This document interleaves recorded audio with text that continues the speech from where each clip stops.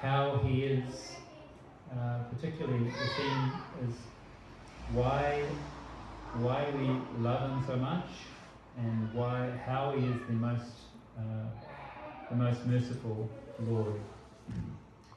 So I'll sing. Everybody knows Jai Radhamadhava. You can sing that first.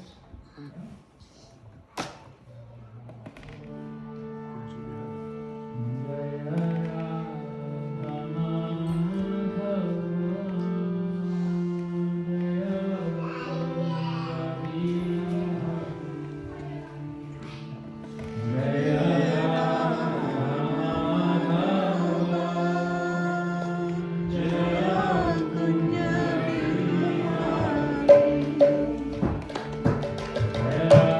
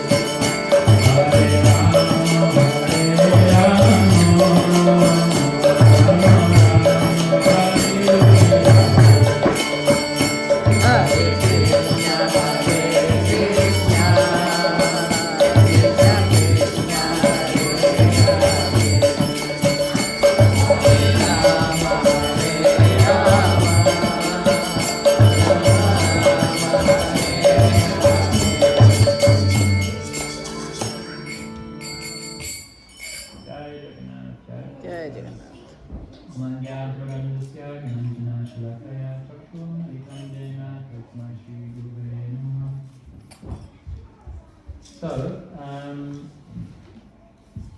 we all know the pastime of how Lord Jagannath came to be how Krishna came to be in this form. We know one part of it, which I explained, with the king Indradyumna wanting to establish a temple, and he engaged Vishwakarma to carve the deity, and Vishwakarma gave the condition that he would carve the deity as long as he wasn't interrupted for 15 days. And then they were anxious, King Indradyumna and his wife were anxious to see the deity, so they went up to the place where he was carving and interrupted him, and then he left the deities. And so they were in this form. He thought he committed a big offence, but actually Jagannath wanted to be worshipped in this form. Krishna wanted to be worshipped in this particular form. So what I'm going to talk about today is why Lord Jagannath is the most, he has special mercies that other forms of the Lord don't have. Okay, so every form of the Lord is all merciful. We know this. Many scriptural injunctions throughout the Vedas and Puranas explain how merciful the Lord is. Very, very merciful. Krishna is very merciful. We pray to Krishna and he will give us blessings. Lord Chaitanya is also very merciful. But Lord Jagannath has special mercies that no one else has. There are 5 main mercies that are particular for Lord Jagannath. The first one is the Rathayatra. Nowhere in the universe is there any other form of the Lord who comes out on a chariot like that.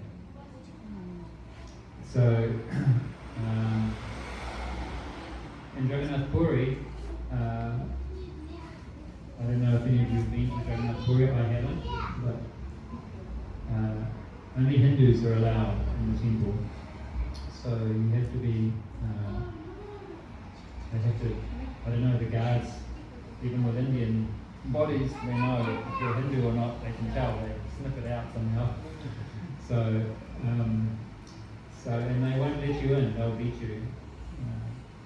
So you can't go in if you're not Hindu. So how is it that the Lord of the universe, he should be open to everybody? If he's the Lord of the universe, then you would think he would be approachable by everybody. But he is very subservient to his devotees. And his way back, I'm not sure exactly when this happened, but I've read that the priests, they wanted only Hindus to come. They didn't want Jagannath contaminated by any Westerners or Muslims or anything like that. So Jagannath, in servitude to his priests and those that were worshipping him, he agreed. But he said, Hindus can come to me, but I will go to everybody else. You can't stop it. So his Rathayatra He goes to everybody. He doesn't discriminate. He's available for everybody to come and get darshan.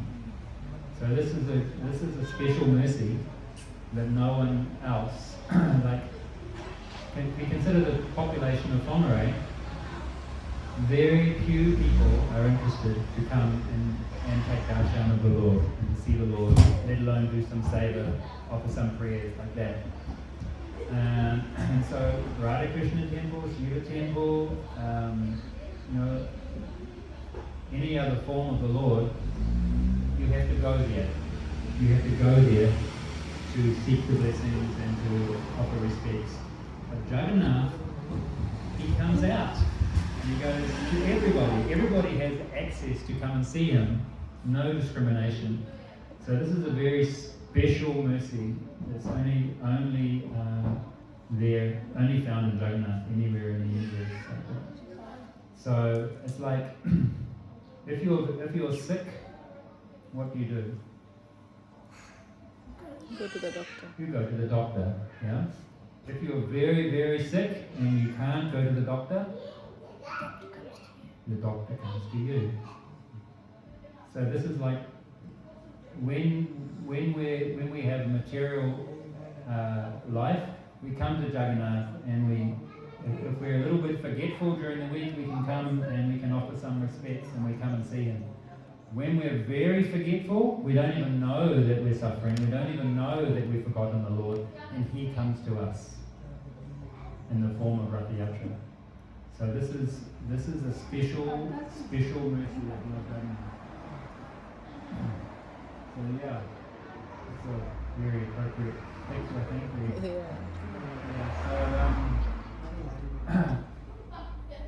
So this is the first aspect of the special mercy of Lord Jagannath, is the Ratha Yatra festival, and where he willingly comes with his brother and sister and makes himself freely accessible to everybody. The second special mercy that he has is his eyes. That's true. Now, it's said he's the only form of the Lord that does not sleep. If you go to any temple in India or any temple here, quite often the curtains are closed between maybe 1 o'clock and 4 o'clock, and it's said the deities are resting after lunch. They have a rest after lunch. And then in the evenings from sometimes 8:30, 9 o'clock, curtains closed. Okay, so the Lord is resting. You go to Jagannath Puri, you go at midnight, you go at 1 o'clock in the morning, curtains are open. You can go see him. Only 2 hours a day the temple is closed. In those 2 hours, Jagannath's not sleeping. That's when the demigods and the Gandharvas, Apsaras, all the entities from higher planets, they come between those hours to take darshan of Jagannath. So they don't get in the queues with the mortals. They have their special time to go and see Jagannath. So this is, he never sleeps. He doesn't have any eyelids. Yeah, that's true. He doesn't blink. Why doesn't he blink? Because if he blinks, he may miss someone. He's constantly giving mercy all the time. If he has eyelids, someone may come, he may miss them. And this is in Vrindavan, the gopis, they cursed Lord Brahma. They said, You're the creator of the universe, but you're faulty. You haven't done a very good job, because you have created eyes that blink. When Krishna is here with us, our eyes blink and we miss that moment of seeing him. And then when Krishna goes away, our eyes are open. So what's the point of having eyes open when Krishna's not there? No point. It's faulty design. Our eyes should be open all the time when Krishna is there, and closed all the time when he's not there. There's nothing else to see. So Jagannath is like that. His eyes are open all the time. Big, and like Krishna has his lotus eyes, and he can see out the corner of his eyes, sidelong look. But Jagannath's eyes are round. He can see everything. He can see everyone. 360 degrees. Huh? 360 degrees. 360 degrees. So he wants to give his blessings to everybody. Yeah. So this is the second aspect of the mercy of Jagannath, which is only Jagannath. Never sleeps, always available, and always looking for his devotees. From my personal experience, I've seen he will go where he is loved. I've known devotees who have had Jagannath in their home, and if they're not looking after him, if they're not feeding him particularly, he will go. He'll go where he is fed. He's like a little child. Wherever he is fed, he'll go. Where the more food there is, the more he'll go there. So he's like that. So that's the second aspect of Jagannath's mercy. The third aspect is called is the prasad. Jagannath prasad is something else. It's not all prasad is auspicious and is purifying, but Jagannath, his emphasis on prasad distribution is his another aspect of his all-pervading mercy, because it's said that in Vrindavan you get realization, you get moksha, liberation, and self-realization by rolling in the dust of Vrindavan. This is the process, rolling in the dust. In Mayapur, where Lord Chaitanya had his pastimes, you get liberation, moksha, by bathing in the Ganga. In Puri, where Jagannath presides, you get liberation by eating prasad. So again, everybody can do this. Maybe not everybody can bathe in the Ganga, maybe not everybody can go and roll in the dust, but everybody likes to eat prasad. So this is something everyone in the world does. They eat. So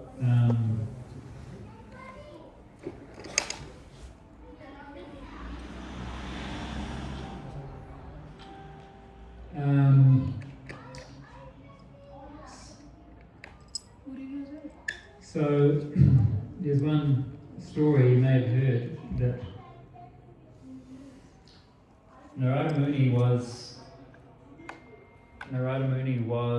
travelling. As he travels all around the 14 planetary systems, always travelling.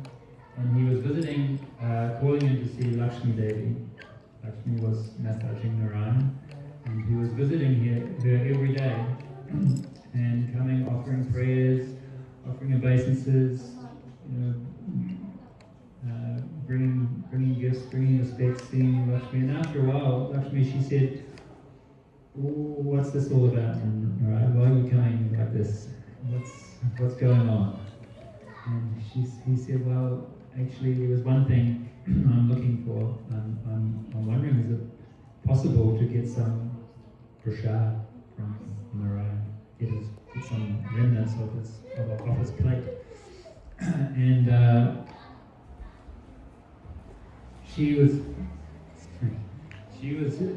very disturbed by this, because the day before, Narayan had actually said to her, "I want you to promise me one thing. do not give my prasad to anyone. So she had this instruction, and then Narad had come asking, so she was in a dilemma, and so the next day she was massaging as usual, and Narayan could see there was some problem. So he said, what's up? What's wrong? And so she explained the situation. She said, you have told me not to give prasad to anyone, but Narad, he came and he's asked for some of your prasad. I don't know what to do. So he said, I tell you what, I will, if I was to look away for a moment, and you were to take my plate at that time, then you would be still honouring the agreement, and you could give some to Narad. So then Garuda got involved, and he called, and Narayan looked away, and then Lakshmi took the opportunity to take the plate, and she gave some to Narad. Narad took this prasad, and he started dancing, he started crying, he started just jumping and laughing and going like an ecstasy from this prasad. And he went to Kailash and saw Lord Shiva. And so then Lord Shiva was saying, what is going on? Why are you like this? And he said, oh my Lord, he said, I've just had prasad from Narayan. And he said, okay, so bye, where's mine? You're my friend, we hang out together, we do lots of things, where's my share? And he said, oh, I forgot, I ate it all. And he said, no, you can't do that. And he said, you must have something on your hands. He says, no, I washed my hands, they're all gone. And he said, no, have a look on your fingers, there must be something. And he looked and nothing. He said, have a look in the fingernail, there may be something. So then he found a little bit of rice still in the fingernail. He says, I found this. Oh, that's enough, that's everything I need. So he took that grain of rice and he relished it, and then he became very ecstatic. And he started dancing also. He became intoxicated with this prasad. And so then all the demigods, they came, what is going on? This is not the time for dancing with Shiva. When you start dancing, only do that when the devastation is happening now. If you look at your calendar, it's not the right time for that. And so he said, well, and then while the demigods were there, then Parvati came. And she said, my Lord, why are you dancing now? What's going on? And so he explained, I've just had some prasad from Narayan. And so she said, wow, that's very wonderful, my Lord. And where's mine? She said, no, I had nothing. So she said, you ate it all without leaving anything for me? And he said, wow, it was only one grain of rice, so just one tiny thing. And he said, that can be cut in half. So she became very angry, actually. And she said, this is not right. So then she went to see, what happened then? She went with anger, but I think she went to Narayan. And she said, what is this? You've given prasad to Narad, he gave to Shiva, and then he didn't share with me, nothing. And she was really upset. And when a woman gets upset, you have to deal with it. You can't ignore it. So, is that right, Simon? So then Narayan said, okay, you can have my whole plate. He says, I don't want your plate. I want, if I'm going to have some, then all my children have to have some. And so Narayan is thinking, okay, you have 2 children, I'll make 2 plates. He says, no. The scriptures say all the children of the universe are all my children coming from Parvati. Yeah. So you have to provide prasad for everybody. Everybody, not just Shiva, not Narad, not Lakshmi, everybody. You have to have the Mahaprasad. So then he said, okay, I'll come in the form of Jagannath. So this is the mercy of Jagannath, that his prasad, and in Puri, it said the Brahmana can eat prasad out of the mouth of a dog. And also, so there's no Mahaprasad is considered from Jagannath as like the topmost. You know? And so also when we have a feast or some prasad, we have our rice and our dal and our sabji and our this and that. And Puri, it's all together. There's no discrimination. Rasgulla or or whatever. It's all Mahaprasad. And they'll serve it like that. They'll just put it all together. You can't say, oh, I'd like some more of this. You're discriminating. It's not. It's all Mahaprasad. I just want some more. It's like that. So, and then in Puri, it's the biggest kitchen in the world. And they cook everything in clay pots. They offer it to Jagannath, and then they distribute it. And then the other part of that story is that in King Indradyumna, when he was getting, once these deities were carved and installed, he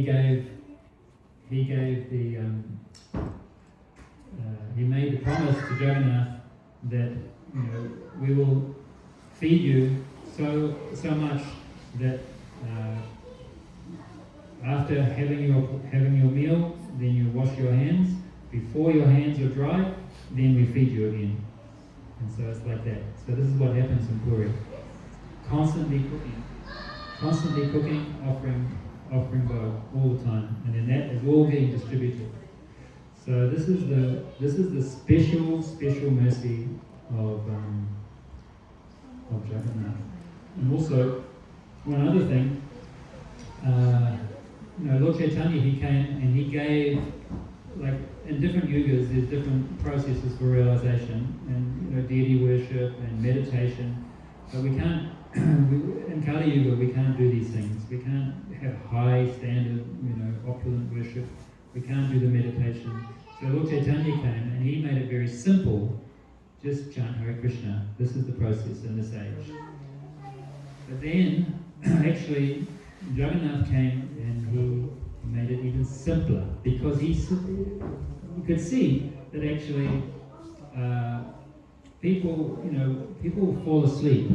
People fall asleep in Bhagavatam class. They get tired. They hear the philosophy and they fall asleep. People fall asleep, and sometimes it's a slow kirtan, and they'll, I'm very relaxed. This is nice, and then they fall asleep. But no one ever falls asleep having prasad. So this is something that Jagannath, he recognized, and so this is the way to save the world.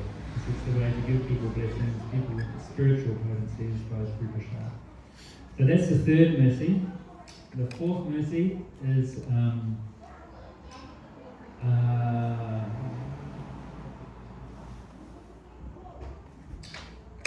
going to have to refer to my notes because I didn't remember that one. Oh, that's right. The fourth mercy is that he is actually available and approachable in the form of Jagannath by all classes of men. Like when you go to a temple in India, it is the brahmanas, it is the priests who are dressing, who are worshipping during the artis, these kind of things. It's the priests, the brahmanas. So for most people, they go and they can't get close. We can't get into the inner sanctum with the Lord. But Jagannath, he's worshipped by the Sabaras. The history is these Sabaras were pig farmers. Okay, so they're not Brahmanas. They're not even Kshatriyas. They're not Vaishyas. They're not Sudras. They're actually lower class who are worshipping Jagannath. Okay, so why? Because he does not discriminate. He wants the love. That's all. So those who are willing to love and serve, he'll accept. So this is why he's very, very, very special. It's not like for this community here at Whangarei, he's here and he's available for anyone to come and serve him. There's no other deity in the world that you can actually embrace, that you can hug. But when Jagannath comes out for Ratha Yatra, you can go and hug him. I know one Western friend of mine, he got up on the cart and he was hugging Jagannath. They were pulling him, pulling his dhoti off, pulling his kopan off. But he was able to hug him, you know. And so he makes himself available like that. That you can actually embrace the Lord. You can get to carry him, you know, for Ratha Yatra. You can hold him. No other deity you can do. Not available for only for, you know, the Brahmanas and the priests who are looking after him. But for Jagannath, he loves that intimacy of his devotees. Yeah. Even for Ratha Yatra, if you think to get him out of the temple, they tie him with ropes and they pull him. I mean, this is really bizarre for the Supreme Lord. You know, you think so much awe and reverence and, you know, so much respect. But no, he likes it. He likes the devotees to pull him and struggle and, you know, and get close and touch him and you know, he likes that closeness. So this is the fourth very, very, very special mercy of Jagannath, is that he's available for all classes of society. Anyone can approach him with love and he will reciprocate, and anyone can serve him. When Prabhupada came to the West, he came from Vrindavan, you know, a big Radha Krishna, you know, understanding of the pastimes of Radha Krishna, but all the temples he first started with Jagannath. After that, then Gauritai, and then Radha Krishna. But Jagannath was the first deities that he would install, because they accept whatever you're able to offer, and they're available for everybody. So that's the fourth mercy, special mercy. Now the last mercy that he has is his pastimes. Now those who are in the little drama and probably need to go get ready. We have a little drama, an unrehearsed drama, depicting the pastimes of Jagannath. So I'll say a little bit about the story, and then maybe just give me a sign when you guys are. He's got to put a turban on. Yeah. So this last, what's the time, Bernard? Are we running late? 5:45. Oh, yeah, that's good. Yeah, cool. So the last mercy that he has is the pastimes that he has. He has amazing pastimes. Krishna has his pastimes, Lord Chaitanya has his pastimes, and all, you know, the forms of the Lord, they all have their pastimes. But Jagannath's pastimes, because he is so intimate with his devotees, they're very special. So there's three types of main types of pastimes that Jagannath has. One of them is called Gava Ganjana. Gava Ganjana, which means defeating the pride of the devotees. So if some devotee has some pride, some ego, some attachment, then he arranges for that to be destroyed. Yeah. So that's one type of pastime that he has. Another type of pastime he has is called Patita Pavan, which is saviour of the most fallen. So he has some pastimes where he reaches out and picks up those that are fallen, those degraded.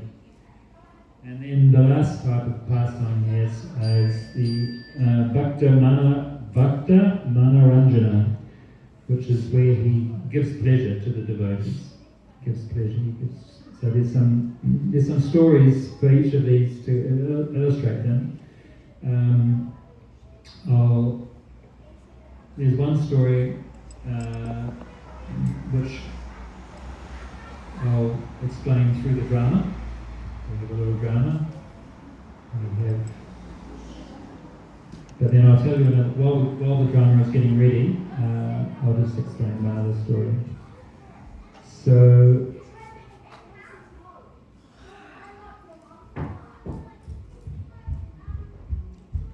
okay, so there was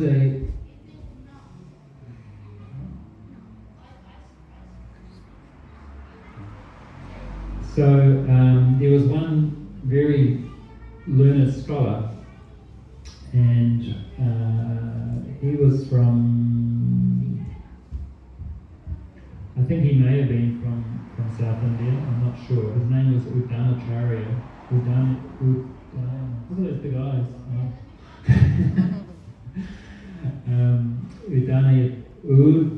Uddanacharya. So he was a very powerful scholar, and he had read that if you see Lord Jagannath, then you will achieve liberation, you will achieve moksha just from seeing the face of Lord Jagannath. So he thought, I will go to Jagannath Puri and I'll test this out. I will go and see Lord Jagannath and I will see if this is true. So he went to Puri and he went to have darshan, and the pujari couldn't open the door to the temple because he could not understand why Jagannath had locked the door from the inside. And so he said to this scholar, look, I don't understand. The temple door's always open. I don't know what has happened. Somehow or other Jagannath has locked the door. I don't know. So he says, come back tomorrow and we'll try it tomorrow. So then that night, the Jagannath came to the priest in a dream, and he said, and the priest said, the doors were locked today. I don't understand why we couldn't open nobody could have darshan. Nobody. He says, no. He says, I closed the doors because there was one scholar, so-called scholar. His name is Uddanacharya, and he came with the wrong motive. He came to test me. So I don't want to see him. So you tell him, when he leaves, I'll open the door. So then the scholar came back, and then the priest said, there was a crowd there, all wanting to have darshan of Jagannath. And so he called out, he said, is there a Uddanacharya here? And then the gentleman came and said, yes, I am Uddanacharya. And he was thinking that Jagannath had given him some special. He said, I have a message for you from Jagannath. And he said, oh, very good. And he was very proud that Jagannath was going to tell him something very special about how great he was. And he said, the priest said, you come up here and I'll tell you privately. And he said, no, tell it so that everybody can hear. He says, this is a message from Jagannath for me, and I want everybody to hear. So, so then the priest said, well, okay. So Jagannath has said he's not giving darshan to anybody until you leave town. And he was very, you can imagine, he was very disturbed by that. And he said, but I've come all this way to see him, and why has he picked me like this?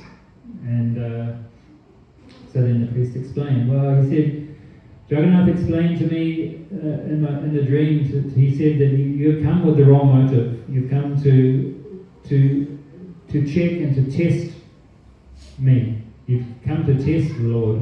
He says, if you come with a mood of wanting, to serve or to please, then it's better.